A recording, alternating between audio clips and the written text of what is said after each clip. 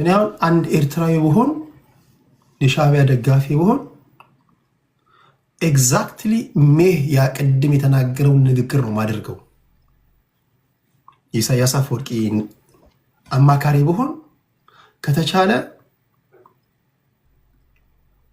ፋኖን ኦነግንና ቲፒኤልኤፍን ሶስቱን 4 ኪሎ አስገብቼ እንደ ፍጥርጥራችሁ ብዬ ነው የምወጣው። ይሄን ነው መክረው። ኤርትራውያን የሚነግሩ ለነሱ ከነሱ ፖይንት ኦፍ ቪው ነው። ቅድም ሰምታ ቲፒኤልኤፍ እና ፋኖ እኮ የሚያቃርኑ በመሃላቸው እንትን አለ። ያን እንዴት አደረጋለሰ? የራሳቸው ጉዳይ አለ። የራስ ኪስ ውስጥ ወይ ቂጥ ውስጥ ቦምብ አስቀምጬ ነው የምወጣው። ይሄን ነው የሚያደርጉት። ቴዲ እዛው እያለ ሶሪ አንድ ጀስት 1 ሰከንድ ፕሊዝ። ያ ኦነግና ወያኔም ስንገባ እኮ ይዘናቸው ነው የገባ ነው አይደል? ይዘናቸው ገብተን አስቀመጥናቸው። የሀገሩ ባለቤቶች ናቸው። እነሱ ካልተግባቡ ችግራቸው ገብቶኛል። የራስህ ጉዳይ። እንደ አንድ ኤርትራዊ እንዳልኩ እንደ አንድ ኤርትራዊ ኪስ ውስጥ ቦምብ ከትቼ ነው የምወጣው። ይህን ቢናገሩ መገረም የለብህም። እንደ አንድ ኢትዮጵያዊ አንተ ምን ታስባለህ? ከራሳቸው ፖይንት ኦፍ ቪው እኮ ትክክል ናቸው። ቲፒኤልኤፍ፣ ፋኖ፣ ኦነግ ሶስቱ በነፍስ የሚፈላለጉ ኃይሎች ናቸው። እነዚህን እንደምንም ብዬ በለስ ቀንቶኝ 3-4 ኪሎ አስገብቻቸው በሉ እግዚአብሔር እንደ ፍጥርጥራችሁ እግዚአብሔር ይሆናችሁ ብዬ ይሄዳሉ። ይሄን ነው እያለ ያለው። እንደ ኢትዮጵያስ ምንድን ነው የምትለው ነው ጥያቄ። እንደ አንድ ኢትዮጵያዊ እኮ ዝም ብለህ ሜንታል ካልሆንክ በስተቀር አእምሮ ላይ ብሎን የታሰረ ሰው ካልሆንክ በስተቀር የሚናገሩት ንግግር እኮ ሊገባህ ይገባል።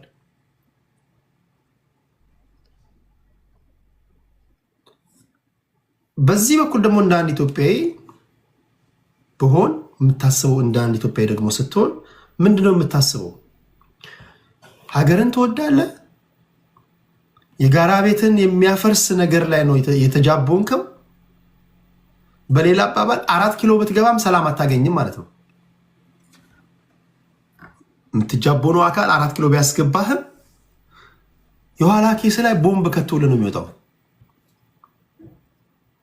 ቫኪሙን ሞልተን ኢትዮጵያን እናረጋጋለን፣ ሰላምና ብልጽግናዋን እንመልሳለን ምናምን ካልከኝ ኋላ ኪስ ላይ ታይም ቦምብ ገብቶልህ እንዴት ነው? ይሄን አይተዋል ወይ ነው? ይሄን ማስረዳት አለብህ። አንዴ ፕሊዝ። እንዴ እኔ ስትናገር እኮ ሳደምጥ ተመችቶኝ ምናምን እኮ አይደለም፣ ጀስት ዲሞክራት ልሁን ብዬ ነው። እኔ ስናገር አፋፌን አትበሉኝ። እኔ እናንተ ስትናገር እኮ የደመጥኩኝ ነው። ኢትዮጵያ ሕዝብ እንዲያደምጥ እያደረኩኝ ነው። አደምጣለሁ፣ ችግር የለውም። እኔ ደግሞ ስናገር ፕሊስ አድምጦኝ። በነገራችን ላይ ከኢትዮጵያዊ ሁሉ የተለየው ልጅ ነኝ። እናንተ ብትሆኑ መስማት ማትፈልገውን ነገር አንድ ኢትዮጵያዊ መጥቶ ሀሳብ ልስጥ ቢል ሰከንድ አታደምጠውም። እኔ እኮ እያደመጥኩ ነው። ያ ባህሪ ነው አሁን የሚንጸባረቀው። እኔ ያደመጥኩት ልጅ አንተም ደግሞ ልታደምጠኝ ይገባል። ማንም አያደምጥህም። በነገር ላይ ፋኖ ቤት ገብተህ ከቤቱ ባለቤት ጋር የሚቃርን ሀሳብ ብትናገር አንደርድሮ ያባራል። እኔ አደምጣለሁ፣ ችግር የለብኝም። ፍርዱን ለህዝብ ነው የምትወስደው። እኔም ስናገር በመሀል 2 ደቂቃ 1 ደቂቃ ጆሮ ውስጥ ለማለት ነው። አትጨቁኑኝ፣ እንትን ለማለት አታፍኑኝ ፕሊዝ። እሺ የአካሄድ ጥያቄ ነው አንድ ያልከው። አካሄድ ካልሆነ ወደ ቅድስት እንሄዳለን። ሶራ ውርታል አይደል? ወደ ቅድስት እንሄዳለን። ከዚህ በኋላ ማክሲመም 2 ዙር ነው የሚኖረን። ከ2 ዙር በኋላ ክብራትና ክብራን የዕለቱን መደበኛ ፕሮግራማችንን እናጠቃልላለን። ግራ ቀኝ ሰምታችኋል። እንደ አንድ ሻዕቢያ ደጋፊ የሻዕቢያ ልጆች የሚናገሩትን ሰምታችኋል። የፋኖ ልጅ የሚናገረውን ሰምታችኋል። ብልጽግና የሚለውን ሰምታችኋል። አሁን ቁም ነገሩ ጦርነት ማይቀር ከሆነ አትሊስት ማን ከማን ጋር ለምን ዓላማ እንደሚታኮስ ማወቅ አለብን።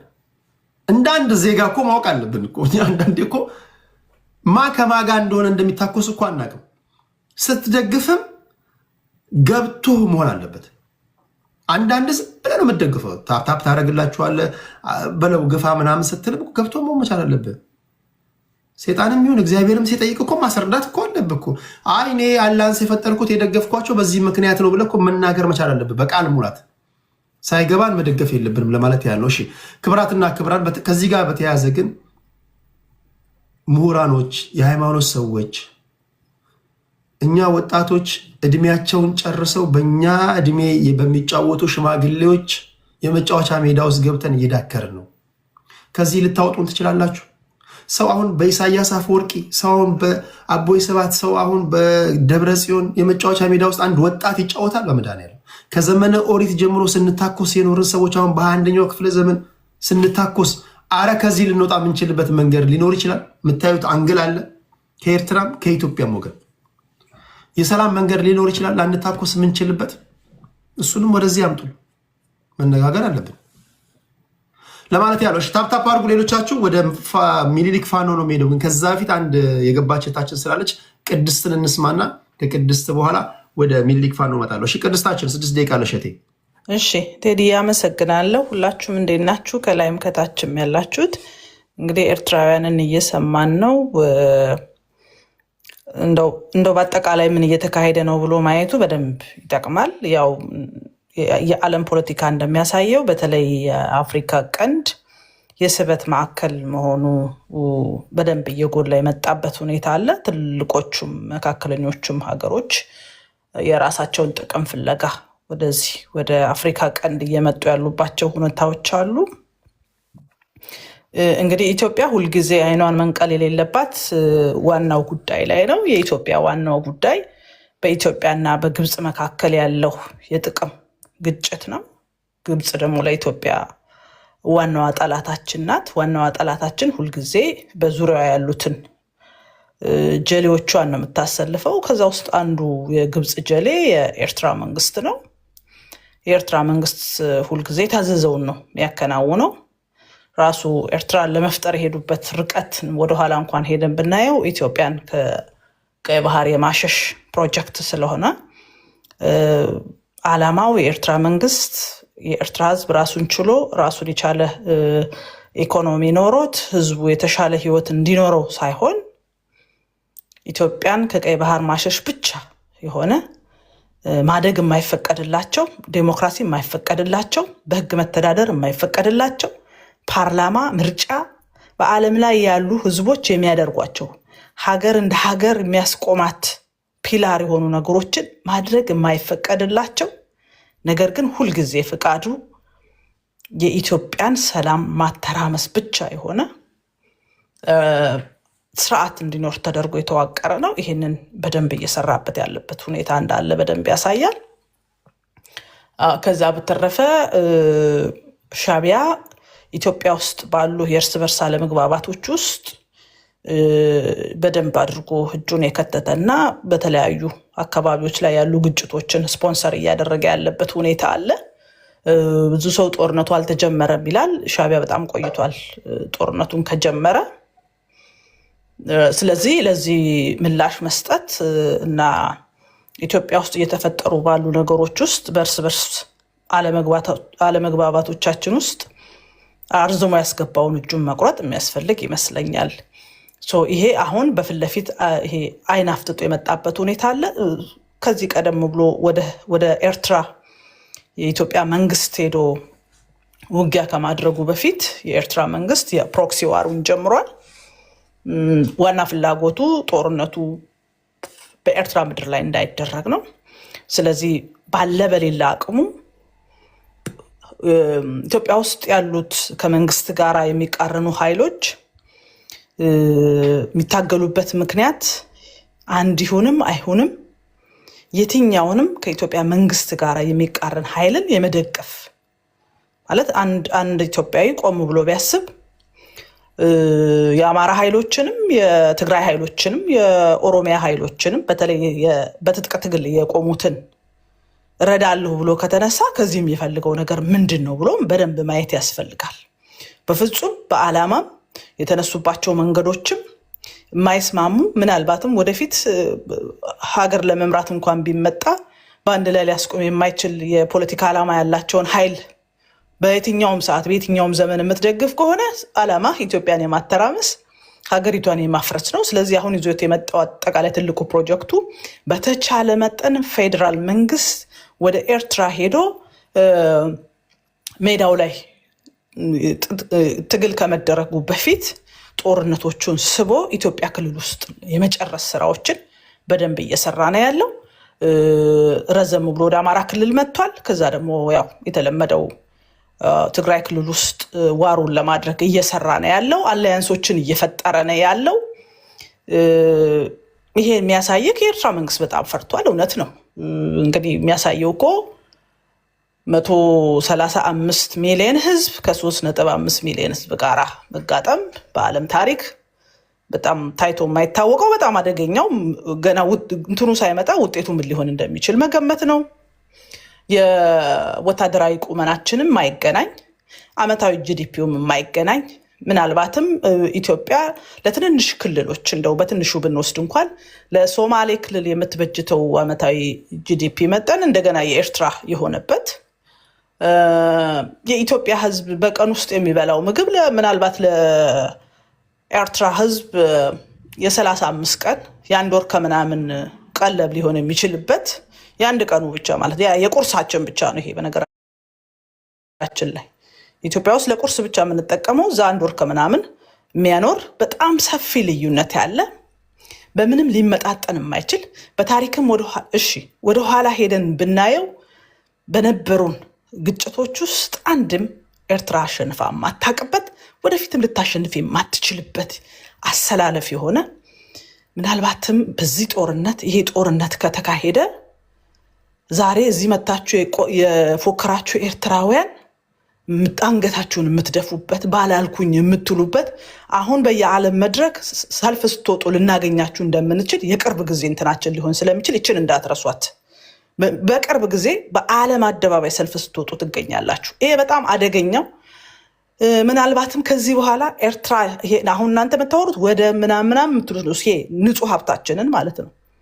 አስመራ የምትባል ከተማ ከዚህ በኋላ ላታገኙ እንደምትችሉ ይሄ ተራ ዝም ብሎ ምናምን አይደለም። ይሄ ጦርነት ከተነሳ ኤርትራ የሚባለው ሀገር ታሪክ ሆኖ የሚቀርበት ምናልባትም በዚሁ አጋጣሚ ሀገራችንን የገነጠሉ ያስገነጠሉ ላለፉት 30 ምናምን ዓመታት ኢትዮጵያውያንን በርስ በርስ ያጋጩንን ኃይሎች አንድ ላይ ጠቅልለን የምናጠፋበት እንደውም ይሄ የሚሆነው ለኢትዮጵያ ቅዱስ ጦርነት ነው የሚሆነው።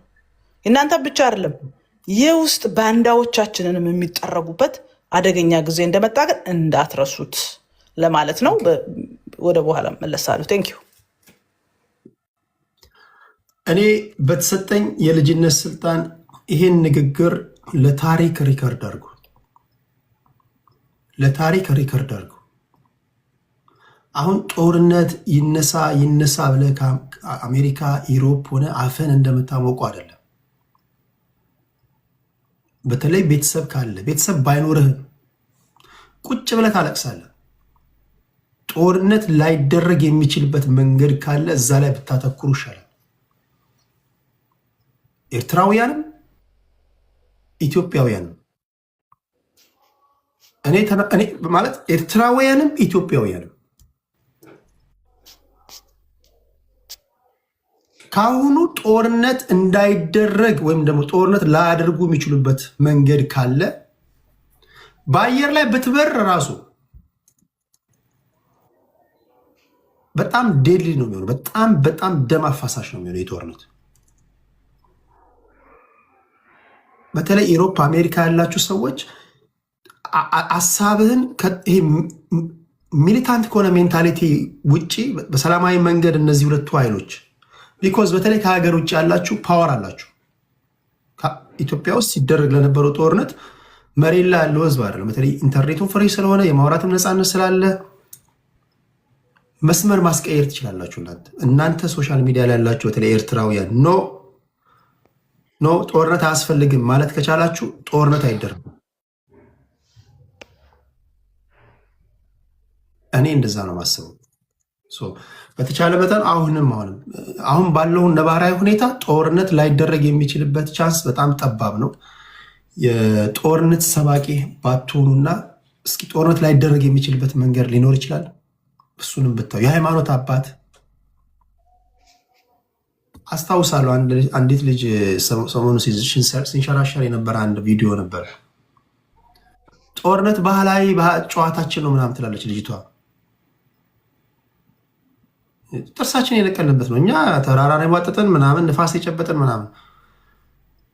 መጨረሻ ላይ እሷው ልጅ ጦርነት ከተደረገ በኋላ እኛ እየተገደልን እናንተ ትስቃላችሁ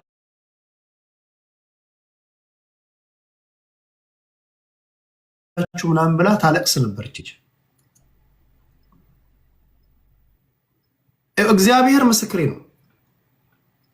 ኤርትራዊ ወይም ኢትዮጵያዊ እዛ አካባቢ ቤተሰብ ያላችሁ ከማልቀስ በፊት ቤተሰብ አለ፣ እናት አለ፣ አባት አለ፣ ወንድም አለ። ጦርነት ባህላዊ ጨዋታ ነው ምናምን በጣም ምክንያቱም የምትዋጋው በጣም ብዙ ጣልቃ ገብነቶች ይኖራሉ። ጦርነቱም የሆነው የፕሮክሲ ነው። ከኢትዮጵያ ጋር ብቻ ላይሆን ይችላል፣ ከኤርትራ ጋር ብቻ ላይሆን ይችላል። በራስህ መሬት ላይ ጦርነት አንዴ ስትታኮስ ብዙ የሚገቡ ኃይሎች ይኖራሉ። መለማመጃ ሳትሆን ማለት ነው። የተለያየ የጦር መሳሪያ መለማመጃ ከመሆን በፊት የተለያየ ጣልቃ ገብነቶች ከመፈጠራቸው በፊት ይሄን ነገር አስቆም። ይሄንን ነው በአንድ በተሰጠኝ የልጅነት ስልጣን የምናገረው እና ፕሊስ መዋጋት ሳይሆን አለመዋጋት ነው ጀግንነት። መዋጋት እየቻልክ ማትዋጋበትን ሀሳብ ወይም ደግሞ የመፍትሄ ሀሳብ ማፍለቅ ነው ጀግንነት እንጂ ያውም ደግሞ በሰራው መሳሪያ አይደለም። ኤርትራዊ ምን የሰራው መሳሪያ አለ እንዴ? ሰው በሰራው መሳሪያ ነው የምትተኩሰው። ኢትዮጵያ መሳሪያ አልሰራም። ሰው በሰራው ፋኖ ቲፒኤልኤፍ አሳፍርም። ሰው በሰራው መሳሪያ መታኮስ። ሌሎች እኮ የሰሩትን መሳሪያ እኮ ቴስት ለማድረግ ነው የሚታኮሱት። ከዘመነ ወሬት ጀምሮ በሰው ትከሻ እያረስክ ያሳፍራል። ቁም ነገር አሳፍር። መጸዳጃ ቤት ከገባ በኋላ እጅን በሳሙና ታጠብ የተባለ የሚነገር ማህበረሰብ፣ በባህር በምናምን የምትሰደድ ሰው ስለ ጦርነት ለምን ድህነት ላይ እንደዚህ ያሸልም ነበር? ጀግና ነህ አይደል? ተኩሰ መግደል ሳይሆን ለምን ድህነትን አገልም ነበር? እና ባለበት ሀገር ለምን አታለማም? መች ነው ስለ ጋራ ብልጽግና የምታወራው? ስለ ኮመን ወልዝ በጋራ ብናርስ እኮ በጋራ በትራክተር ብናርስ እኮ ማይኒንጎች አሉን፣ በጋራ እንትን ብንል እኮ እንዲህ ኦፖርቹኒቲዎች አሉን፣ በጋራ እንትን ብንል እኮ ምናምን መች ነው የምትለው? አሁን ድረስ በመቆፈሪያ እየቆፈርክ ምናምን አራ ያሳፍራል ጎበዝ ለማለት ያህል እና ፕሊስ እችን አጋጣሚ በመጠቀም ልቦና ያሳየኝን ልናገር ብዬ ነው። መች ነው የኤርትራ ገበሬ እንዲያርስ የትግራይ ገበሬ እንዲያርስ? መች ነው በጋራ ወታደራዊ ኃይል አደራጅተን እየተቀየረ ከመጣው ከዓለም አስተላለፍ ጋር ምንስተካከለው? እና ጦርነት ላይ ቀር የሚችልበትን ሀሳብ እንድታወጡ በዚህ አጋጣሚ ላሳስብ ብዬ ነው። ታፕታፕ አድርጎ ከልብ አመሰግናለሁ። ከቅድስት ቀጥለው የምንሄደው አንድ ልጅ ልስማና እሱን ከሰማንም በኋላ ወደ ሚኒሊክ ፋኖ ሄዳለሁ። ሶሪ ሚኒሊክ ፋኖ እየገፋው እዚህ መጥቻለሁ። ጽጋቡ አንተ ደግሞ ሀገረ ትግራይ ነው የሚለው ስምህ ራሱ። እሺ አንተስ ምን ትላለህ? እያኮበከበ ባለው ሁኔታ ላይ እስኪ ሀሳብ ምንድን ነው? ሀሳቤን ማለት አንዳንዴ የምናወራው ወሬ በጣም እንትን ቢሆን ጥሩ ነው። ማለት ዝም ብሎ በቁጥር ላይ በምናምን ላይ ቤዝ አድርገን መናገር ለማናችንም አይጠቅምም። እውነታው እስኪ ከውስጣችን እናየው። እስኪ እኛ ማለት ኢትዮጵያ ውስጥ ያለውን አሁን የፖለቲካ ሁኔታ ኢትዮጵያ ውስጥ ያለውን የግጭት መንስኤዎች ሊፈቱ የሚገቡ የተፈቱ ነው ወይ? ተወና ስለ ኤርትራና ስለምናምን ኤርትራ ሌላ ሀገር ነው። እኛ ውስጣችን ላይ ያለው ችግር ለምንድን ነው የማይፈታው? የህዝብ ጥያቄ የሆኑ ነገሮች ለምንድን ነው የማይፈቱት? ለምሳሌ የትኞቹ ጥያቄዎች? ለምሳሌ ላውራ። አሁን ኢትዮጵያ ውስጥ ህገ መንግስት አለ። እሺ ህገ መንግስቱ ያስቀምጣቸው ነገሮች አሉ። ለምሳሌ ትግራይ ውስጥ ወደ ትግራይ እንምጣለን። ትግራይ ውስጥ ምዕራብ ትግራይ የሚባለውን ቦታ የትግራይ ነው በህገ መንግስቱ። መንግስት ማስመለስ ከቻለ በአንድ ቀን መመለስ ይችላል። የኮዝ ማለት የጦርነት እንትን ሊሆን አይገባውም፣ መንስኤ ሊሆን አይገባውም። ጥያቄ ያለው አካል ካለ በማን ቁጥጥር ስር ነው ያለው? በአማራ። ስለዚህ በሌላ አባባል የትግራይ ግዛት የሆኑ የአማራ ኃይሎች ወረው ይዘዋል ማለት ነው። አዎ ለዛም በመንግስት ስፖንሰር የሚሰራው ይሄ ጭቅጭቅ ባለፉት 27 ዓመታት ነበር አልነበረም? ሊኖር ይችላል ላይኖር ይችላል። ቢኖርም ምንምልህ አሁን ትክክለኛ መንግስት ካለ ጥያቄ ያለኝ የሚለውን ሰው ካለ ቴሌፎች 4 ኪሎ በነበሩ ሰዓት ይሄ ጭቅጭቅ ነበር አልነበረም? እኔ አላቆም አልነበረም ቢኖር ግን አልነበረም። እኔ አላቆም ገብተሃል። ቢኖር አሁን የጀመረው መች ነው ፖለቲካ የጀመርከው? ስማኝ ቢኖሩም አንተ ስማኝ ቢኖር ባለፈው 27 ዓመታት በፌዴሬሽን ምክር ቤት መፈታት ሲገባው ሲንከባለል የመጣ ነው ይሄ ጉዳይ። አንተ አሁን መጠየቅ ያለብህ አድራጊ ፈጣሪ በነበራችሁበት ሰዓት ባለፉት 27 ዓመታት ይህንን ጉዳይ ለምን አልፈታችሁም ብለህ ቲፒኤልኤፎችን ነው መጠየቅ የነበረብህ። ለምን አልፈቱትም?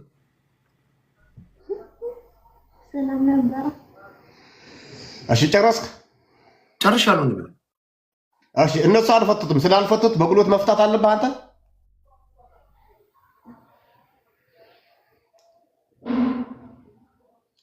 እነሱ ስላጠፋ አንተ አልተፈታም እኮ ነው እኮ እነሱ አልፈቱትም። እሺ አልኩ እኮ እነሱ ጭቅጭቅ ከነበረው አልፈቱትም። ያልፈቱት ለምንድን ነው እንዴ? እነሱ ለራሳቸው ኮዝ ይኖራቸዋል። እኔ አላቅም። አንተ የምትለው ነገር አላቅም። ኮዝ ሊኖራቸው ይችላል።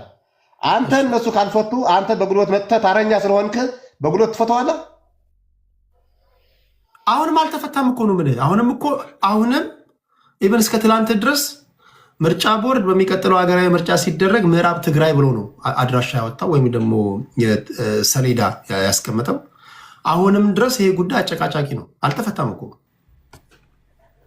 ለምንድን ነው የማይፈታው ነው? አንተ ንገረኝ። አገሪቱ በህገ መንግስት ነው የምትገዛው አይደለም? እንዴት ይፈታል? በህገ መንግስት ነው የምትገዛው አይደለም? እሺ ህገ መንግስቱ ምን ይላል? ህገ መንግስቱ እኮ የራሱ የሆነ መፍቻ ያስቀምጠዋል እኮ። እንዴት ምን ማድረግ ምን ይላል ህገ መንግስቱ? ምን ይላል በመሬት ጉዳይ ላይ ምን ይላል ህገ መንግስቱ? እሱማ የራሱ የሆነ ሂደት አለው። ክልሉ ያሉ ህዝቦቹ ራሳቸው ጥያቄ ካቀረቡ 1/3 ምናምን ከደገፉት አለው ሮሻ አለው ምናምን አይደለም። አሁን መሬት ኦኬ። አሁን አንተ ምዕራብ ትግራይ የምትለው ማን ነው? የማን ነው? የትግራይ ነው ከድሮ ጀምሮ በታሪክም ህገ መንግስቱ እንደዛ ይላል። ህገ መንግስቱ በትግራይ ነው። ተው የአሁኑ ህገ መንግስት ተው። የአሁኑ ህገ መንግስት የድሮ ህገ መንግስቱ ቆይ ምዕራብ ትግራይ ወይም ደግሞ ወልቃይት ጠገዴ፣ ጸለምት አካባቢ የትግራይ ነው ይላል ህገ መንግስቱ።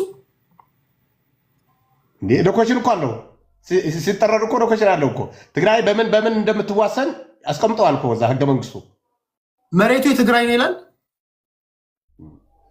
አንተ ዝም ብለህ ማለት የሆነ ጭፍን የሆነ ሙጉት ከሆነ የምትሞጉተኝ እኔ መናገርም አይጠብቀኝም። ወንድሜ ቆይ አንዴ፣ ህገ መንግስቱ እኮ ስትል ህገ መንግስቱን አንብበህ መሆን መቻል አለበት አይደለ? ከምንድን ነው ዝም ብለህ ነው እንደ ህገ መንግስቱ የምትለው? ዝም ብለህ ማታውቀው ህገ መንግስቱ ትግራይ የምትዋሰንበትን አቅጣጫው ታስቀምጠዋል።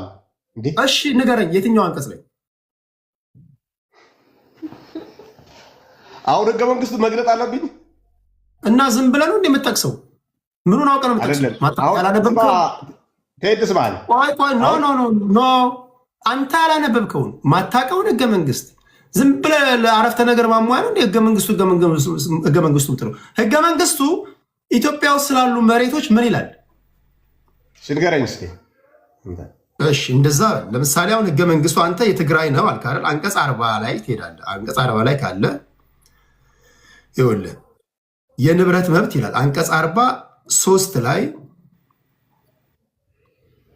የትግራይ፣ የአማራ፣ የኦሮሞ በነገራችን ላይ ኢትዮጵያ ውስጥ አንተ ኬት እንዳ ፖለቲከኞች በተለምዶ በተደጋጋሚ ሲያወሩት እውነት የመሰለ ነገር አለ። ስለ መሬት የኦሮሞ የሚባል የአማራ፣ የትግራይ፣ የስልጤ የሚባል መሬት የለም። አንተ ራስ ቲፒኤልኤፎች በጻፉት ህገ መንግስት ለምሳሌ አንቀጽ 40 ንዑስ አንቀጽ 3 ላይ የገጠርም ሆነ የከተማ መሬትና የተፈጥሮ ሀብት ባለቤትነት መብት የመንግስትና የህዝብ ብቻ ነው። እሱ ሌላ አንቀጽ ነው ቴዲ፣ እሷ ታንብልኝ። እሺ አንተ የምታውቀውን አንቀጽ ንገረኝ። ስለ ክልሎች አመሰራረትና ስለ ክልሎች ስልጣንና ስለ ክልሎች ምናምን የሚለውን እሱን አንብብልኝ ካለ እጅ ላይ እንትኑ እንዴ አንቀጽ ስንት ላይ 39 አይደለም 30 አለ አንቀጹ። በደንብ እንትን አላልኩትም እኔ ምን የትኛው አላምብልህ አንተ የምትለው የክልሉን መስተዳደሮችና የክልሉ ወሰኖች ምናምን የሚሉ የኢትዮጵያ ወሰን አለ አይደል? ለምሳሌ ኢትዮጵያ በማን እንደትደውም አለ አይደለም እኮ ወሰን እኮ ማለት እኮ ወሰን ሲባል ለአስተዳደር ምቹ እንዲሆን ነው እንጂ የትግራይ የሚባል መሬት የለም። የኦሮሞ የሚባል መሬት የለም። የአማራ የሚባል መሬት የለም። መሬት የኢትዮጵያ ሕዝቦች ብሔር ብሔረሰቦች የጋራ ሀብት ነው። በሌላ አባባል ትግራይ ተወረረች ወይም ደግሞ የትግራይ መሬት በወራሪ ሻዕቢያ ተያዘ ብለህ በመለከት ስታስነፋ ከሙያ ላይ የተነሳው አንድ የኦሮሞ ወጣት የእሱ መሬት ስለሆነ እኮ ነው የተዋጋልህ። አክቹዋሊ መሬቱ ቤት ስላለው ንብረት ስላለው አይደለም። ኢትዮጵያ ተነካች ብሎ ነው። ዛላምበሳ፣ ሽራሮ፣ ባድመ ተደፈሩ ሲባል አይደለም። ስለዚህ ኢትዮጵያ ከጥግ እስከ ጥግ ደሙን ያፈሰሰበት ነው። ዛሬ በተሰጠኝ የልጅነት ስልጣን ስነግርህ ማለት ነው የትግራይ የሚባል መሬት የለም። የአማራ የሚባል መሬት የለም። መሬት የኢትዮጵያ ሕዝቦች ብሔር ብሔረሰቦች ነው። ግን ለአስተዳደር ምቹ እንዲሆን የአወሳሰን አከላለሎች አሉ። ያ ማለት መሬቱ ያንተ ነው ማለት አይደለም። አንተ በፈለክ ትወስደዋለህ፣ በፈለክ ትሰጠኛለህ። እሺ አንተ በምትለው ነገረኝ። እሺ እኔ የምለው ስማ ማለት አሁን ክልሎች የራሳቸው በቋንቋ በጂኦግራፊ በካልቸር ምናምን ተብሎ ክልሎች የተሰጣቸው ክልል አለ ማለት ኢትዮጵያ ማለት ለምሳሌ ኢትዮጵያ እኮ 9 ምናምን ክልል ነበሩ ወደ 10 ምናምን ክልል ያሉት የእነሱን ይሉንታ ስታገኝ ነው ኢትዮጵያ የምትባለው። የእነሱን ፍላጎት ከሌለ ኢትዮጵያ የምትባለው ነገር የለችም። እሺ ፖይንት ምንድን ነው? አሁን አንተ ቅሬታ ምንድን ነው? ቅሬታማ የውስጣችን ችግር ነው። ለሁሉ ኮዝ የሚሆነው ነው የውስጣችን ችግር። መንግስት መፍታት የሚችለውን ነገር ስለማይፈታ ነው። ኦኬ ለምሳሌ በሁለት ክልሎች መካከል ይላል ህገ መንግስቱ 61 አካባቢ ላይ የወሰን ይገባኛል ጥያቄ የተነሳ እንደሆነ በሁለት ለአስተዳደር ወሰን ምቹ ተደርጎ የተዋቀረ ክልል ላይ ለምሳሌ በአማራና በትግራይ መካከል የወሰን ይገባኛል ጥያቄ የተነሳ እንደሆነ ጉዳዩ ይላል ህገ መንግስቱ። ህገ መንግስት ማለት ደርግን አሸንፎ ህግ የጻፈው የቲፒኤልኤፍ ህገ መንግስት ወይም ደግሞ የኢህአዴግ ህገ መንግስት ላይ ጉዳዩ በፌዴሬሽን ምክር ቤት ይፈታል ይላል። የኔ ጥያቄ ህገ መንግስቱን የምጠቅሰው ወይም ደግሞ ህገ መንግስቱ እንዲህ ካለ ባለፉት 27 ዓመታት በአማራና በትግራይ መካከል የወሰን ይገባኛል ጥያቄ ከተነሳ በፌዴሬሽን ምክር ቤት ለምን አልተፈታም ነበር? ለምን መፍታት ተሳናቸው? በህገ መንግስቱ መሰረት እሱ መልሰ ነው የጠየቅኛለሁ። ቅድምም ጠይቀኝ ነበር። እሱ የእነሱን ችግር ነው። እነሱ ካልፈቱት ጥያቄው ከኖረ ካልፈቱት የእነሱ ችግር ነው። እንውሰደው። እሺ እኔ የምልህ እነሱ ስላጠፉ አሁንም አንተ መጥተህ ልታጠፋ አትችልም ነው። ስለዚህ አሁን እንዴት ይፈታታል? እነሱ የህገ መንግስቱ ፈጣሪዎች መፍታት ካቃታቸው አሁን የመጨረሻ አልገባበብኩኝ። ፌር መሆን አለብኝ። በቂ ደቂቃ ስጣለሁ እንድታስረዳኝ ነው እንጂ እንትን አይደለም። አሁን እነሱ ስላጠፉት የእነሱ ቀለል አድርገህ አለፍክ። እነሱ ስላጠፉት ይሄ አጥፋ ማለት አይደለም ማለት ሳይሆን እንዴት ነው መፈታት ያለበት ብለህ ታስባለሽ? እንዴት ይፈታ ይሄ ጉዳይ? አሁን እንዴት ይፈታ? በህገ መንግስቱ መሰረት መጀመሪያ ክልሉን ወደ ትግራይ ይመጣና ያለውን ፕሮሰስ በፌዴሬሽንም በህዝቡም ኮንፌዴሬሽንም በምናምኑም በዛ ፕሮሰስ መፈታት ይችላል። በቃ ከዛ ውጭ ግን በጉልበት የመጣ ነገም ማንም በጉልበት ተነስቶ ነው የሚወስደው። ኦኬ አልገባብህም ማለት 4 ደቂቃ ለተጠቀም 4 ደቂቃ እንደፈለክ አድርገህ። ስለዚህ እንደዚህ ነው እና ዞሮ የኢትዮጵያ ኮዝ ችግሩ እንትኑን አመለካከቱ ነው ዋናው። ራሱ ሰው ራሱ አመለካከቱ ዝም ብሎ ማለት አንዳንዴ ታሪኩም ራሱ አንተ ራሱ ቅድም ኤርትራ በደርግ ጊዜ እኮ የኢትዮጵያ አካል ነበረች አልክ። በጉልበት ነው የሆነችው። ታሪኩን የምታውቀው ከሆነ ኃይለሥላሴ በፌዴሬሽኑ ያፈረሱት፣ ኃይለሥላሴ ፌዴሬሽኑ ሳፈረሱት ደርግ ተቀበለው። ደርግም በጉልበት ሲገዛው ነበር። በቃ አሁን እውነቱ ድኔ ማድረግ አይቻልም። ስለዚህ በቁጥር ላይ ተንተረስተ የሆነ ጉራ መንፋት ለማንም አይበጅም። ዋናው ሰላም የሚመጣበትን መንገድ መፈለግ ነው። ጨርሻለሁ። እኔ አሁን ለሁላችሁም ፌር የሆነ ጥያቄ ሁላችሁም ራሳችሁን ጠይቁ። የኢትዮጵያ ህገ መንግስት አንቀጽ 40 ንዑስ አንቀጽ 3 ላይ የገጠርም ሆነ የከተማ መሬት የኢትዮጵያ ህዝቦች ብሔር ብሔረሰቦች የጋራ ሀብት ነው ይላል። ኢትዮጵያ መሬቷ በሙሉ የኢትዮጵያ ህዝቦች ብሔር ብሔረሰቦች የሁላችንም ነው። አንድ ኦሮሞ ያዋጣኛል ካለ የትም መኖር ይችላል። የጋራ መሬታችን ነው። ነገር ግን ለአከላለል እንዲመች ተደርጎ ፌዴራሊዝም ለአከላለል እንዲመች ተደርጎ ኦኬ በክልል ተዋቅረሃል እንበል። ቅድም እንዳልኳችሁ በረት አበጅተውልን እዛ ውስጥ አስገብተውናል። ይሄ አንተ ነው ያ አንተ ነው ብሎ አፋይቷል። እሺ ባለፉት 27 ዓመታት አንቀጽ 48 አንድ ላይ ደግሞ የክልሎችን ወሰን በሚመለከት ጥያቄ የተነሳ እንደሆነ ጉዳዩ በሚመለከታቸው ክልሎች ስምምነት ይፈጸማል። የሚመለከታቸው ክልሎች መስማማት ካልቻሉ የፌዴሬሽኑ ምክር ቤት የህዝብን አሰፋፈርና ፍላጎት መሰረት በማድረግ ይወስናል ይላል። በእርግጥ አባይ ወልዱ የትግራይ ብሔራዊ ክልላዊ መንግስት ፕሬዚዳንት በነበሩ ሰዓት የአሁኑ ተቃዋሚ አቶ ገዱ አንዳርጋቸው ፈተነዋል፣ ተስማምተናል ብለው ወልቃይት ጠገዴን ወይም ደግሞ ምዕራብ ትግራይን የትግራይ አካል እንደሆነች ወይም ደግሞ ሁለቱ ክልሎች ፈጽመዋል፣ ጨርሰዋል። ይሄን ግን የአቶ ማናቸው ገዱ አንዳርጋቸው ፕሬዚዳንት የአማራ ብሔራዊ ክልላዊ መንግስት ፕሬዚዳንት በነበሩ ሰዓት ያደረጉትን ውሳኔ የአማራ ህዝብ አይቀበለውም። ይሄ ጉዳይ ላለፉት 27 ዓመታት አሁን የኢትዮጵያን ፖለቲካ ትላንት የጀመራችሁ ካልሆናችሁ በስተቀር እንደ ትኩስ ድንች ሲንከባለል የመጣ ጉዳይ ነው። ኢህአዴጎች ራሳቸው በጻፉት ህገ መንግስት ለምን ይሄን ጉዳይ ለአንዴና ለመጨረሻ ጊዜ መፍታት ተሳናቸው? በአንድ በኩል መሬት የኢትዮጵያ ህዝቦች ብሔር ብሔረሰቦች ነው ይለዋል። በሌላ በኩል ይሄ መሬት እንትና ነው፣ ይሄ መሬት እንትና ነው፣ እኛ የኔ ነው የሚል ጥያቄ የተነሳ እንደሆነ እንፈታለን ይለዋል። ቅድም ወዳልኩ ቦታ ነው የሚወስዱ ዲቫይድ ኤንድ ሩል ማለት ነው። ሆን ተብሎ ጊዜ እየጠበቀ እሳት እየተለኮሰ አንዱ ክልል ከአንዱ ክልል ጋር እንዲጋጭ ተደርጎ የተፈጠረ ክልል ነው። ይሄ በረት ውስጥ ገብተህ እንድትደባደብ ተደርጋል። ቅድም ስናገር ከኔ ጋር አብራችሁ የነበራችሁ ሰዎች ካላችሁ ማለት አሁን የምታያቸው ግጭቶች ይሄን ክልል የፈጠሩ አካላቶች ይሄን ክልል የፈጠርኩት እኔ ከሆንኩኝ ስነ ልቦናችሁን አውቃለሁ። በተለያየ ጊዜ እኮ ድንጋይና ድንጋይ ባጋጭ እኮ እሳት መለኮስ ነው። በቃ ትጋጫለህ፣ ትባላለህ።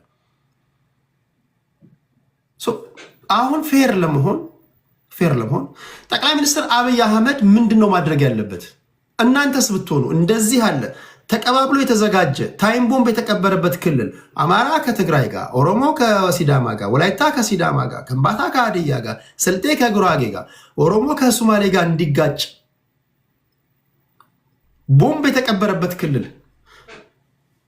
እዛ ከተመሰረተልህ ከተፈጠረልህ ይሄ እንዴት ነው የምትፈታው?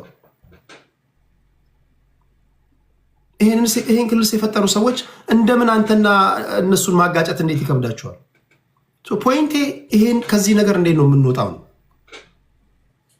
ወይ አንደኛችንን የብሔር ፖለቲካ ብቻ ሳይሆን በብሔር ስም የተዋቀሩ ክልሎች ለአንዴና ለመጨረሻ ጊዜ በእግዚአብሔር ስም መፍረስ አለባቸው። ኢትዮጵያዊ በሙሉ ለዛች ሀገር ደምቷል፣ አጥንቱን ከስክሷል። ትግራይ ላይ ሄዶ የደቡብ ልጅ ደሙን ሲያፈስልህ መሬቴ ነው ብሎ ነው።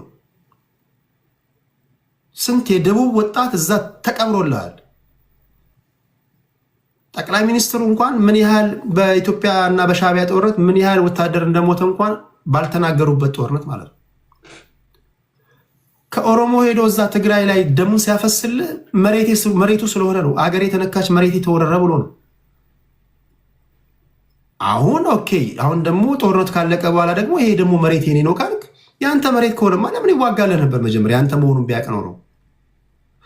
ለአንዴና ለመጨረሻ ጊዜ ትውልዱ አእምሮ ላይ የሆነ ነገር ሊሰነቀር ይገባል። በህግ እዛ ምድር ላይ መሬት የለህም ብሔር ብሔረሰብ ወይም ደግሞ ኢትዮጵያ ዝም ብለህ ትኖራለህ። ከተመቸ ሱማሌ ሄደህ ትሰራለህ፣ ከተመቸ ሞያሌ ትሰራለህ።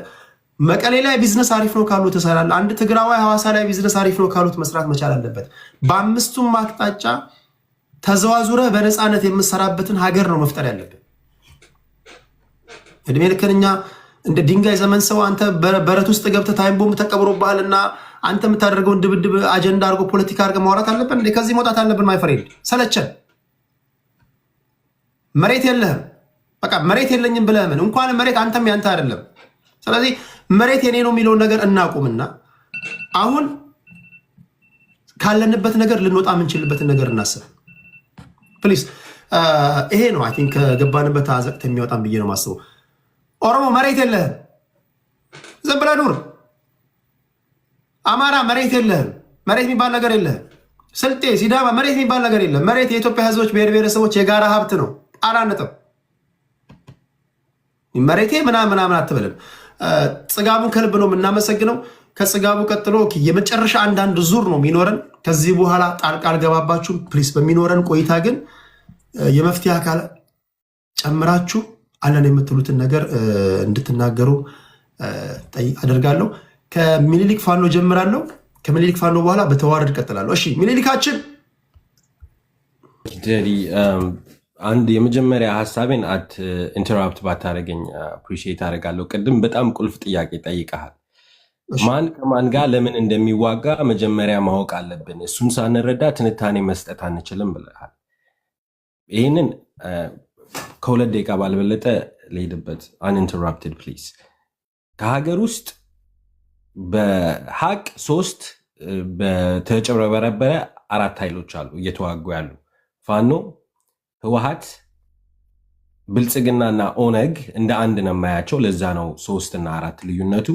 መጨረሻ ላይ አንድ ስለሚሆኑም አንድም ስለሆኑ አብረውም ስለሚሰሩ ብልጽግናና ኦነግ አሉ። ብልጽግና ስትፍቀው ኦህዴድ ነው፣ በደንብ ስትፍቀው ራሱ ኦነግ ነው።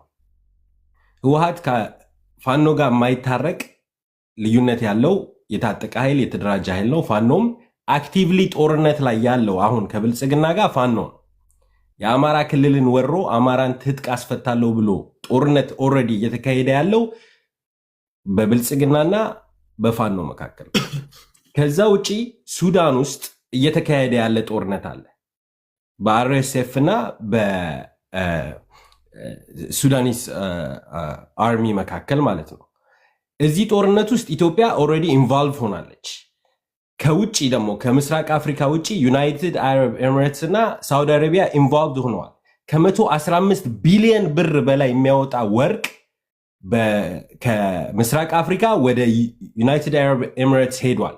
20 ቢሊዮን የማይሞላ መሳሪያ ወደዚህ መጥቷል። ይሄ መሳሪያ ሁሉም ታጣቂዎች ውስጥ እየተከፋፈለ ነው ያለው። ራሽያም አለችበት። የራሽያ ኢንፍሉወንስ ብዙም ትልቅ ባይሆን በአሁን ሰዓት የዩናይትድ አረብ እና የሳውዲ አረቢያ ኢንፍሉወንስ ግን በጣም ትልቅ ነው። ከኤርትራ ጋር የሚጀመረው ጦርነት አሁን መንገድ ላይ ያሉበት ጦርነት ኤርትራን ብቻ አይደለም ኢንቮልቭ የሚያደርገው። ኤርትራ ከግብፅ ጋር ስምምነት ፈርማለች። ግብፅን የሱዳኒስ አርሚና የሳውዲ አረቢያ በደንብ ኢንቮልቭ ያደርጉበታል። ስምምነት አላቸው። በአብይ አህመድ በኩል ደግሞ ዩናይትድ አረብ ኤሚሬትስ አለች። አርኤስኤፍን ካምፕ አሰርታ በመሳሪያ የምትደግፍ፣ በኢትዮጵያ በኩል የሱዳን ወርቅ የኢትዮጵያ ወርቅ አብሮ ተጭበርብሮ ወደ ዩናይትድ አረብ ኤሚሬትስ በቢሊየንስ እየተዘረፈ የሚወጣበት ኔትወርክ አላቸው። የኢትዮጵያ መከላከያ ሰራዊት ከላይ እስከታች ብዙ ልጆች መጥተው እዚህ በስም ዝርዝር እንዳስረዱት ቁጥጥሩ ያለው በኦሮሞማው ኃይል ስር ነው።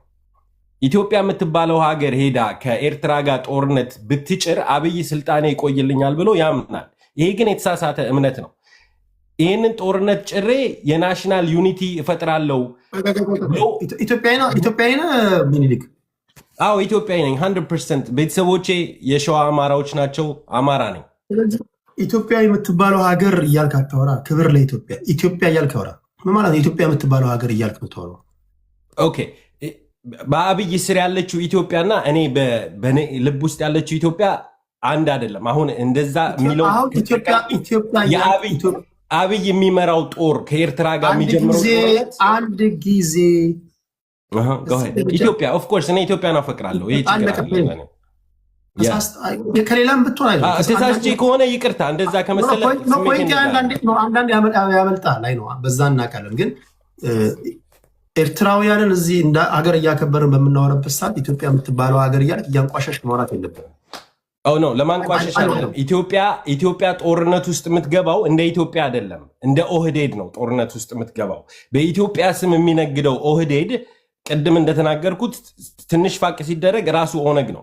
ከሻቢያ ጋር የሚያደርገው ጦርነት የሴንትራል ፓወሩን ይሄ የናሽናል ዩኒቲ ኢትዮጵያን አንድ አድርጎ ድጋፍ ያመጣልኛል የሚል እንጂ በሀቅ ጋብዞ ሻቢያን ያስገባው ራሱ ነው። በሀቅ ወደብ ተጠቀም ለሲቪሊያን ፐርፐስ ሲባል እምቢ ያለው ራሱ ነው፣ አብይ አህመድ ነው። የኢትዮጵያን ጥቅም ከሆነ ከኢሳያስም ጋር ሰላም ተፈጥሮ ነበረ። በወደቡም ስምምነት ተጀምሮ ወደ ምጽዋ የሚወስዱት መንገዶች እንደውም እየተጠረጉ እየታደሱ ሁሉ እዛ ደረጃ ደርሰን ነበር። የሚሄድበት ጦርነት ኦህዴድ ይህንን ጦርነት ጭሮ ቀጠናዊ ጦርነት ውስጥ የሚገባው አንድ የብለድ ጎልድ እየነገደ ስለሆነ፣ ሁለት ከመጣ ጀምሮ ሰላም ቢመጣ በዲሞክራሲ ህዝቡ እንደማይፈልገው ስላወቀ ይሄ ወገንተኝነቱን ምንም ቢፋቅ እንዳወራው ኢትዮጵያዊ ሳይሆን በተግባር ህዝቡን የሚያፈናቅል የሚያጫርስ የሚያጋድል ስለሆነ በምንም ዲሞክራሲያዊ መንገድ ስልጣን ላይ እንደማይቆይ ስላመነ በክራይሲስ ውስጥ ስልጣን ላይ ለመቆየት እየሞከረ ነው። የህዝብ ድጋፍ አገኛለሁ ብሎ ከኤርትራ ጋር ከሌላ ሀገር ጋር ጦርነት ሊጀምር ነው። ይሄ ጦርነት ግን ይዞት የሚመጣው ብዙ ሀገሮች አሉ። ኤርትራ ብቻዋን አትቆም በዚህ ጦርነት። የሱዳኒስ አርሚ ለአርኤስኤፍ በሚደረገው ድጋፍ ኢትዮጵያ ውስጥ ጥቃት ሊፈጥር ይችላል። በዚህ ደግሞ ከፍተኛውን ዋጋ የሚከፍለው የአየር ድብደባው የሚደርስበት የሰሜኑ አካል ነው። አሁን ቅድም የጠየከኝ ጥያቄ ለምንድን ነው ሰሜኑ ላይ ያልከው ስትል፣ ይሄ ሪጂናል ዋሩ የሚካሄደው ሰሜኑ ላይ ነው። አብዛኛው በአማራ ክልል፣ በአፋር ክልል፣ በትግራይ ክልል ውስጥ ነው። ከኤርትራ ጋር ጦርነት ቢደረግ የሚወድመው ይሄ ነው። የኤርትራ ጀቶች መጥተው የሚደበድቡት የዚህ አካባቢ ኤርፖርቶችን መከላከያ ሰራዊቱ የሚጠቀማቸው የአየር ፓወሩን በአየር ይደበድባሉ። በጀት የሚተኩሱትም ከዚህ ክልል ያለፈ አይሄድም። ኦሮሚያ አይደለም ከኤርትራ በሚተኮሱ መሳሪያዎች የሚመታው አማራና አፋር፣ ትግራይ ነው። ህወሓቶች አላያንስ ቢፈጥሩ ራሳቸውን ለማዳን ነው። ብልጽግና ግን እንደ ህፃን ልጅ ጦርነት ከየቦታው እየጫረ ዲፕሎማሲውን በክህደት እያፈረሰ የሚያመጣው ነገር ቅድም ቅድስት እንደደነፋችው ኒውክሌር የታጠቀ እንደሚመስላት አይደለም። የኢትዮጵያ ህዝብ ከፍተኛ ዋጋ የኢትዮጵያ ህዝብ ከፍተኛ ዋጋ ይከፍልበታል። የአማራ ህዝብ አክቲቭሊ ጦርነት ውስጥ ያለው አሁን የአማራ ህዝብና የሱዳን ህዝብ ነው። ይህንን እንዳትረሱ። እኛ ላይ ከዚህ የባሰ የሚመጣብን ነገር የለም። ሌሎቻችሁ ግን የጦርነት ተካፋይ ትሆናላችሁ። ዩናይትድ አረብ ኤሚሬትስ እና ሳውዲ አረቢያ ደግሞ ለነሱ የጥቅም ጦርነት ነው። በዚህ ጦርነት የኤርትራ ህዝብ ዋጋ አይከፍልም? በጦርነት ከተጀመረ ከፍተኛ ዋጋ ይከፍላል ለኤርትራ ህዝብ። የኤርትራ ህዝብ ግን ጦርነቱን ኤርትራ ውስጥ እስኪደርስ የሚያደርገው አይመስለኝም። ሻቢያም የሚፈልገው ጦርነቱ እንዲካሄድ ሰሜኑ ላይ ነው። ትግራይ፣ አማራና አፋርም ወንድሜ አሁን እኮ ጦርነት እኮ አሁን እኮ ዝም ብለህ ምሽግ እየቆፈርክ ቦታ መሬት እያስክ አይደለም። አሁን እኮ ልክ ፖስታ በአድራሻ እንደምትልከው አዲስ አበባ ሆነ የምትልከው ነው። እንደዛ ነው ወይ አዲስ አበባ ነው ወይ ሰማይ ነው። ቴክኖሎጂ የ20 ቢሊዮን መሳሪያ ሲመጣ ይወለ ሻቢያ ድሮኖች አሉት፣ ጀቶች አሉት፣ ሱዳን ድሮኖች አሉት፣ ጀቶች አሉት። አርኤስኤፍ ራሱ ከዩሮፒያን ጀቶችን በዩኤኢ በኩል የገዛበት ኮንትራክት ፐብሊክሊ መገኘት ይችላል። ከዩሮፕ የመሳሪያ ዝውውር ስላለ የሚወድመው ግን ሰሜኑ ነው። አብይ ይህን ጦርነት የሚፈልገውም ለዛ ነው። በነገራችን አድማጮቻችን ከኛ በላይ ስማርቶች ናቸው። አንዳንዶቻችሁ ምን መለያ ቀየራችሁ ብትገቡ በአረፍተ ነገራችሁ መሃል ሳት እያላችሁ የሚያዳልጣችሁ ቃላቶች አሉ። ያ አሉ። እሱ ማንን የተናገርኩ እንደሆነ አላውቅም፣ ግን ሰው አረፍተ ነገርን ሰምቶ ቃላት አጣጣልህን ሰምቶ የልብ ትርታህን ሰምቶ ነብር ዥንጉርጉርነቱን ኢትዮጵያዊነቱን ሊተው አይችልም ይላል እግዚአብሔር ቃል። ምን ብትናገሩ የልብ ትርታ ይታወቃል፣ እንተዋወቃለን እርስ በርስ። ስለዚህ ወይ ትወናውን በደንብ ተውኑት፣ ወይ እንደዚህ በመሃል ላይ ስሜቱ ስትገቡ የሚያዳልጣችሁ ሰዎች ካሏቸው ደግሞ ጥንቃቄ ያስፈልገዋል። ምንድን ነው እሱ? ማሳየን ኤርትራዊ ከሆንክ የምትለኝ ቤት ውስጥ የኢትዮጵያ ባንዲራ በመጽሐፍ ቅዱስ ወይንም ሌላ ቦታ ደግሞ ይሄ ደግሞ ይኸውልህ ፊትን አሳየን እስኪ። ፊትን አሳየን። ፊቴን ማሳየት አልፈልግም በዚህ ጉዳይ። ችግር የለውም። ምን ችግር አለው ታዲያ? እኔን ኤርትራዊ ከሆነ የምትለኝ ባንዲራ በመጨረሻው ዘመን ሁሉም የኢትዮጵያን ባንዲራ ወይም ኢትዮጵያ ነኝ ብሎ ሊመጣ ይችላል። በመናቃል መሆንን እኮ እየወነጀንኩኝ አይደለም።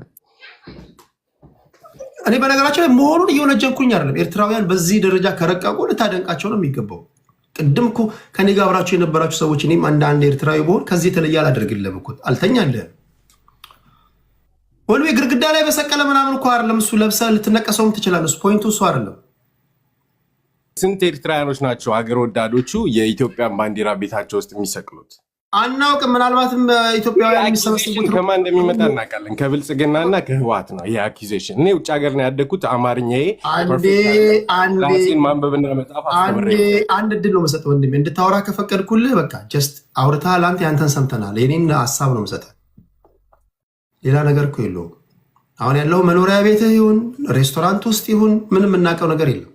ጀስት ግድግዳ ላይ አረንጓዴ ቢጫ ቀይ ያሳየን ሰዋት ግድግዳ ላይ ስላሳየን ኢትዮጵያዊ ነህ ማለት ነው። አይ ዶንት ኖ። አሁን እኮ ይሄ እኮ ማስረጃ አይሆንም እኮ ወይኔ ቆይ ምኒልክ ችግር የለውም። ይሄ እኮ ማስረጃ ኢትዮጵያ ልትሆንም ላትሆንም እኮ ትችላለህ። ችግር የለውም እኮ እንዴ። ግን ብዙ አይነት መላምቶችን ላስቀምጥ ይችላል። ጓደኛ ቤት ሄደ ሊሆን ይችላል። ገርል ፍሬንድ ቤት ሄደው ሊሆን ይችላል። ቆይ አንዴ ሚውት እንትን አለ። አቴንሽናችን እንዳይበርታ አደረገ። ፖይንቱ ምንድን ነው? ኢቨን ኤርትራዊ ብትሆን እኮ ምንም ችግር የለውም። ኢትዮጵያዊ ነኝ ብለህ የኢትዮጵያ ፖለቲካ ውስጥ ብትገባ እኮ ጀግና ነህ። እኔ ያደንቅሃለሁ፣ ችግር የለም። ኢትዮጵያዊ ነኝ በቃ። ይሄ ለድቤት መቅረብ። ቆይ ግን ክርክሩ ምንድን ነው? አንዴ ሚውት ታደርጋለህ። እኔ እኮ አንተ ለምን እንደዚህ ሆንክ እኮ አላልኩም። ምን ሆነሃል አንተ? ስለ ኢትዮጵያ ስታወራ ግን ኢትዮጵያን አክብረህ ማውራት ግዴታ ነው። ኢትዮጵያን አክብረህ አታወራም፣ አትምጣ እዚህ ቤት። ኢትዮጵያ የምትባለው ሀገር ልትለኝ አትችልም። እዚህ እኔ ባለበት ቦታ ላይ ኢትዮጵያዊ ከሆንክ ኢትዮጵያን አክብረህ እንደ ሀገር ነው ማውራት ያለብህ። ኤርትራውያን አክብረን አለ እያወራን ያለ ነው። የምትደባደበው 4 ኪሎ ብቻ የምትወዳትን ሀገር ለማስተዳደር ነው አይደል? እንዴት ነው እየናካት የምታወራው? እሱ ነው አስተካክል ያልኩ እንጂ እኔ እንትኑን አይደለም። እሺ ከምኒልክ ፋኖ በኋላ ወደ ሳሚ እንሄዳለን። ቴንክ ዩ ቴዲ። ሶ ከረንትሊ ሰላም እንዴት ሊመጣ ይችላል በሚለው ላይ የተወሰኑ ሀሳቦች ልስጥና በድርድር የተገኙ ሰላሞችን ማጽናት መቻል አለብን። ዋናው ፕሪቶሪያ የሚባል አግሪመንት ሳውዝ አፍሪካ ላይ የተፈረመ አለ በዓለም አቀፍ ተቋማቶች ፊት ለፊት። ህወሓት እውነት ለሰላም የሚሰራ የትግራይን ህዝብ ሰላም የሚፈልግ ድርጅት ከሆነ እነኛን በአግሪመንቶች ስር የተዘረዘሩት ነጥቦችን መጠበቅ መቻል አለበት። የመጀመሪያው ትጥቅን ማውረድ ነው። እሱን ነገር ላይ በደንብ መስራት አለበት ብዬ አስባለሁ። ስቲል ያው ለሰላም የሚፈልግ ከሆነ ከኤርትራ ጋር ደግሞ በተያያዘ ለድርድር መቀመጥ መቻል አለባቸው በአሰብና በቀይ ባህር ጉዳይ ላይ ምንም ማለት ነው። ምክንያቱም ኢትዮጵያ የባህር በር እንደሚያስፈልጋት ነው የዓለም መንግስታትም የተለያዩ የዓለም መንግስታት ያመኑበት ሁኔታ ነው ያለው። ይሄ ላይ አጉል የምቀኝነት ፖለቲካ ካልሆነ በስተቀረ ለኢትዮጵያ የባህር በር አልሰጥም ብሎ እንትን ማለቱ በአጠቃላይ በዓለም አቀፍ ደረጃ እንትን የሚላት ነገር ነው የሚሆነው። አሁን የሚጎሰመውን የጦርነት ነጋሪት ትተው ከኢትዮጵያ ጋር እንዴት አብረን በሰላም መስራት እንችላለን፣ ሰጥቶ በመቀበል በሚያስችል ደረጃ እንዴት አብረን በሰላም መስራት እንችላለን የሚለውን ነገር እሱ ላይ ቢሰሩ ፎከስ አድርገው ቢሰሩ ጥሩ ነው ብዬ አስባለሁ። ምክንያቱም ጦርነት ለማንም አይጠቅምም። ደግሞ በፉከራ አይደለም ጦርነት በፉከራና በዛቻ ሳይሆን ስትራቴጂ ነው። ጦርነት ፕላን ነው። ጦርነት ኢኮኖሚ ነው ራሱ። ከኢትዮጵያ ጋር እንዋጋለን ቢሉ መቼም ማሸነፍ አይችሉም፣ ያውቁታል እነሱ ራሱ። ስለዚህ የመንጠልጠል ነገር ነው እየሰሩ ያሉት አሁን ላይ። የኢትዮጵያን ተቃዋሚዎች እየደገፉ ትንኮሳ ነው የያዙት እንጂ ሻዕቢያ ደፍሮ ኢትዮጵያን የሚዋጋበት አቅምም የለው። ከኢትዮጵያ ጋር ተዋግቶ አሸንፎ የማያውቅም በታሪክ። ስለዚህ ኢሳያስ አፈወርቂ ለሰላም እጁ መዘርጋት አለበት። ከምስራቅ አፍሪካን የማተራመስ ቀጠናውና የማተናመስ ታሪኩ ወጥቶ ለሰላም አንድ ስቴፕ መራመድ መቻል አለበት ብዬ አስባለሁ። እና ኢትዮጵያ ውስጥ ያሉ የታጠቁ ኃይሎች ትጥቃቸውን ማስቀመጥ መቻል አለባቸው። ምክንያቱም አሁን ኢትዮጵያ ውስጥ የተለያዩ ኦፕሽን አለ። ሀገራዊ ምክክር ኮሚሽን አለ። በሰላማዊ መንገድ ህጋዊ ፖለቲካ ፓርቲ አስቀምጦ መንቀሳቀስ ይቻላል። ሁልጊዜ ትጥቅ ትግል ብቻ አይደለም ኦፕሽን። በውጭ ኃይሎች መጋለብ ብቻ አይደለም ኦፕሽን። የመንግስት ስልጣን የሚፈልግ ከሆነ ሰላማዊ የፖለቲካ መድረክ ተጠቅሞ መታገል፣ እሱንም እንደ አንድ ኦፕሽን ቢመለከቱት የሚል ሀሳብ አለኝ። የኢትዮጵያ መንግስት ለሰላም የሚያደርገውን ኢፈርት አጠናክሮ ይቀጥላል ብዬ አስባለሁ። በቀጣይ ግን ያው በጦርነት እንግዲህ ሀገራችንን ወረን የኢትዮጵያን መንግስት እናንበረካለን፣ የኢትዮጵያን ህዝብ እናንበረካለን የሚሉ ኃይሎች በፍጹም ሊሆን አይችልም። እኛም ዊል ፋይት ባክ ማለት ነው። የሚመጣው ውጤት ደግሞ የምናየው ነው የሚሆነው። ስለዚህ ከዚህ ብትታቀቡ የሚል ሀሳብ አለኝ። አመሰግናለሁ።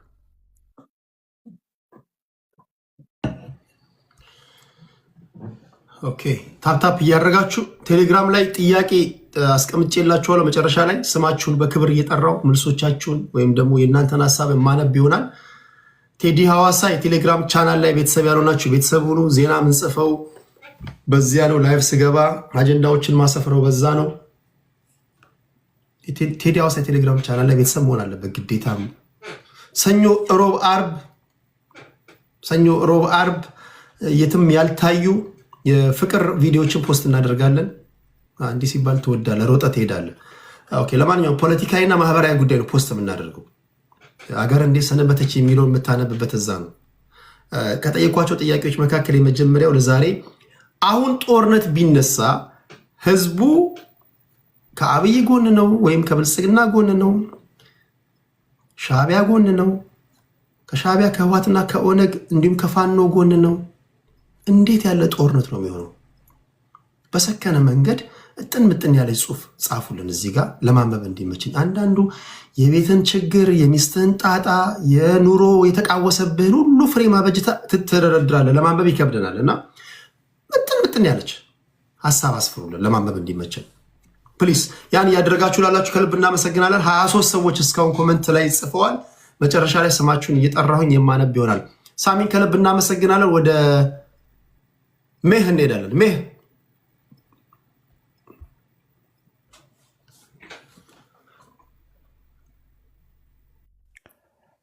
ቴዲ ቴንክ ዩ ብራዘር። አሁን ስለ ኢትዮጵያ ጉዳይ ብዙ አላወራም፣ ግን ስለ ቅድስትና ስለ ሳሚ ላውራ። ስለ ሳቢያ ብዙ ነው የተናገሩት፣ ግን እስካሁን ድረስ አልመጡም። ለምን አትመጡም? ጃስት ስታርት ዘ ዋር። አየህ፣ ወንድ ከሆነ ሁሌ ወንድ ይጀምራል። ሻዕቢያ ምንም አይመጣም፣ ሻዕቢያ እንደዚህ ነው፣ ሻዕቢያ እንደዚህ ነው። ኦኬ ምጣና አየነህ እኮ ወንድሜ ሳሚ፣ አየነህ እኮ ስትመጣ እኮ ማርከ ገድልን ብዙ ነገር ነው እኮ ያደግ ነው። ለምን አትመጣም ታዲያ? ሁሌ መፎከር፣ በቃ ሁሌ ሽለላ። ምጣ። እኛ ኤርትራውያን ናቸው። አሁን አየህ ቴዲ ብዙ ጥሩ ነገር ነው የሚያወራው። አይዊሽ ሁሉ ኢትዮጵያ እንደ ቴዲ ቢሆን ኑሮ ጥሩ ነበር። በቃ ጥሩ ኑሮ አለ ስለ ኢትዮጵያውያኖች። ግን እናንተ እነ ሳሚ እነ ቅድስት ሻዕቢያ እንደዚህ ነው፣ ሻዕቢያ እንደዚህ ነው፣ ኤርትራ እንደዚህ ነው። ኦኬ ታዲያ ሙጡና መክሩ። ሁሌ በቃ ፉከራ፣ ሁሌ በቃ ሽለላ ምናምን። ቴዲ ብራዘር ቴንክ ዩ ማን። ግን እኔ አንድ ነገር ልናገር። ሁሌ ስለ ሻዕቢያ አንድ ሰው ሳወራ ወይ የሆነ መጥፎ ነገር ሳወራ ከፈለክ ምጣና ሞክር። እሺ ብራዘር ቴንክ ዩ ቴዲ ቴንክ ዩ ሜሃችን ከልብ እናመሰግናለን። እሺ ወንድሜ፣ እሺ ኤርትራዊ ነው። እንደ አንድ ኤርትራዊ መጥቶ በሀገሩ ጉዳይ ላይ በክብር ሀሳቡን ስለሰጠን እናመሰግናለን። በክብር እንሸኘዋለን። ነገም ኤርትራን በሚመለከት ጉዳይ ላይ መጥቶ ከኢትዮጵያውያን ጋር ፋይት ያደርጋል። ወሬ አይደለም። መምጣት ካለብን ነው እያለ ያለው። እኔ ደግሞ የምለው እነዚህ ሁለት ወገኖች ላይደባደቡ የሚችሉበት መንገድ ካለ እንዴት ነው? ምሁራኖች፣ የሃይማኖት ሰዎች፣ ባለሀብቶች የመፍትሄ ሀሳብ ካላችሁ ወዲህ ነው። ይህም እንመጣለን ይላል። ያምኑ እያለ ነው ያለው። መጨረሻ ላይ ከንፈራችንን ከመምጠጥ ከመጸጸት በፊት የጦርነት ኤክስፒሪየንስ አለን እኛ። ደም የመቃባት ልምድ ያለን ህዝቦች ነን። ላንዋጋ የምንችልበት ወይም ደግሞ ላይታኮሱ የሚችሉበት መንገድ ሊኖር የሚችል መፍትሄ ሀሳብ ካላችሁ እሱንም ብንሰማ የሚል እምነት አለኝ። ከልብ አመሰግናለሁ። ከሜህ ቀጥሎ መሄደው ወደ ሶራ ነው። ሶራችን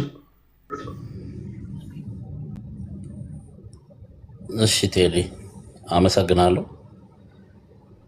አሁን ሜይ ካወራው ሀሳብ በነሳ ሜይ እርግጠኛ ነኝ ያኔ ጦርነቱ ላይ ያለ ሰው አይመስለኝም። ጦርነት ላይ ያለ ሰው እንደዚህ አያወራም። ጦርነት እንደዚህ ጓጉቶ አይጠብቅም ብዬ ነው የማምነው።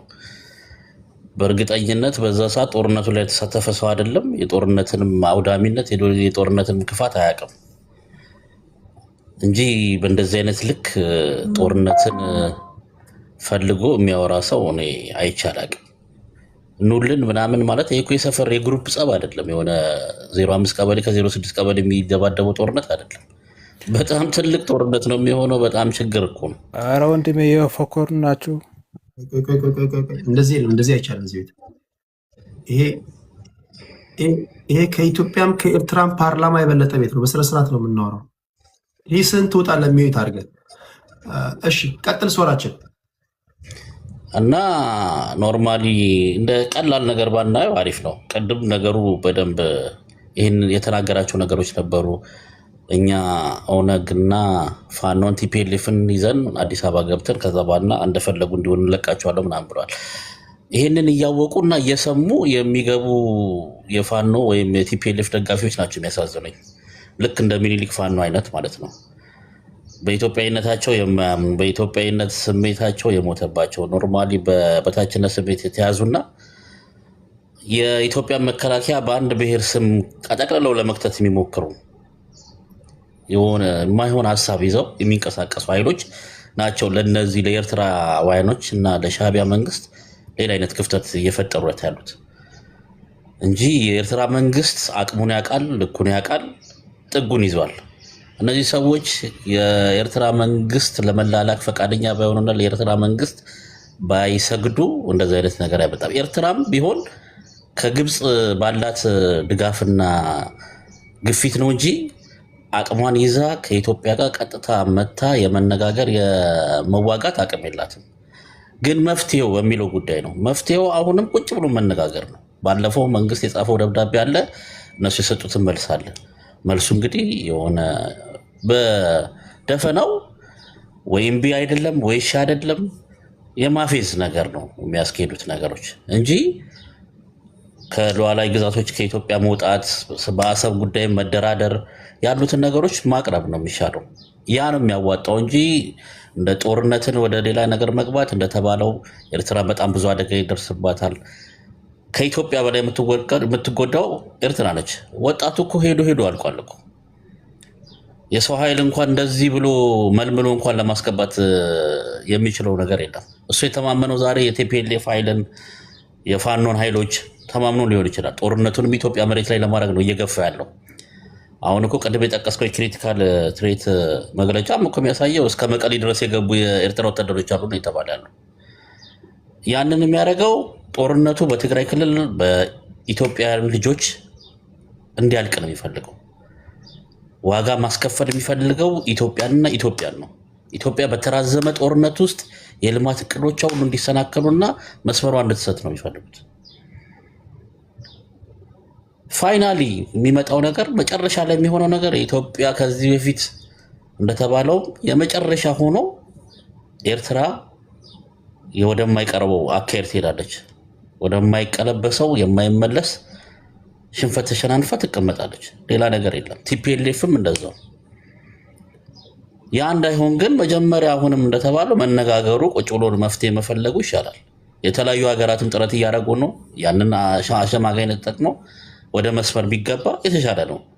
ልክ ሰዎች እንደሚሉት ኑልን ናልን ምናምን እየተባባሉ ይሄ የጦርነትን ጉዳት ካለማወቅ የሚመጣ ነው ብዬ ነው የማስበው። ለህዝብ አለማሰብ ነው። ለህዝቡ የሚያስብ ሰው እንደዚህ አይነት የጦርነት ጥሩምባ አይነፋም። ነገሮችን ቀስ ብሎ ማየት ነው። ቅድምም ብሏል መንግስት ለሰላም ፍላጎት የለም፣ በኮሜርሻል ወደብም ተጠቀም ተብሎ ለመጠቀም ፈቃደኛ አልሆነም የሚል ነገር ተነስቶ ነበረ። የኢትዮጵያ መንግስት እኮ ከአሰብ እስከ ኢትዮጵያ የሚያደርስ አስፓልት ገንብቶ የመርከብ ምናምን ማስተካከያ ክሬኖችን ከሌላ ሀገር ተውሶ አምጥቶ እምቢ ያለው እኮ የኢሳያስ መንግስት እኮ ነው። የኢሳያስ መንግስት ዓላማው ኢትዮጵያ ወደዛ አካባቢ እንዳትመጣ ነው እንጂ በኮሜርሻል እንዳትጠቀም ምናምን አይደለም ፍላጎቱ። ወደ ባህር የምትመጣበትን መንገድ ብቻ መዝጋትና መዝጋት ነው ሀሳቡ። ለዛም ነው ከሶማሌላንድ ጋር ኢትዮጵያ እኮ ሰላም ስትፈጥር ኦኬ ሰላም ስትፈጥር ስምምነት ስታረቅ የተቃወመች እኮ ኤርትራ ነች። ቀደም ብየዋለሁ። ይህንን ነገር የሚያደርጉት ኢትዮጵያ ወደዛኛው መስፈር እንዳትሄድ እድገት እንድታገኝ ስለማይፈልጉ ነው። ያደገች ኢትዮጵያ ማየት ስለማይፈልግ ብቻ ነው ኢሳያስ አፈወርቂ እንደዚህ አይነት እርምጃ የሚወስደው። የውስጥ ጉዳያችሁን ሳትጨርሱ ወደ ሌላ ነገር ትመጣላችሁ የተባለው እንደተባለው እነሱ ጣልቃ መግባት ሲያቆሙ ሁሉ ነገር ይስተካከላል ብዬ ነው የማምነው። አመሰግናለሁ ቴዲ። ቴንክ ዩ ሶራ። ከሶራ ቀጥሎ ወደ ዘመን ነው የምንሄደው። ሌሎቻችሁ ታፕታፕ አርጉ፣ ታፕታፕ አርግ። እንዲህ ያለ ውይይት እኔ እነግርሃለሁ፣ እንዲህ ያለ ውይይት የትም እኮ አታደምጡም እኮ። ታፕታፕ አርጉ። ይሄ በጣም የሚገርም ውይይት ነው የሰማችሁ ያላችሁት፣ የሚገርም እውቀት ነው እየተካፈላችሁ ያላችሁት። በሚቀጥለው ደግሞ የሁሉንም ሃይማኖት አባቶች ያምጥተን ወደ ድብድብ ከመሄዳቸው በፊት ምንድን ነው ጸሎት አርጉ ምናምን ማለት ያስፈልጋል። ፖለቲከኞች መፍትሄ ማምጣት ካልቻሉ ደግሞ የሃይማኖት ሰዎች ደግሞ እንደየእምነታቸው መጸለይ ያለባቸው አይመስላችሁ?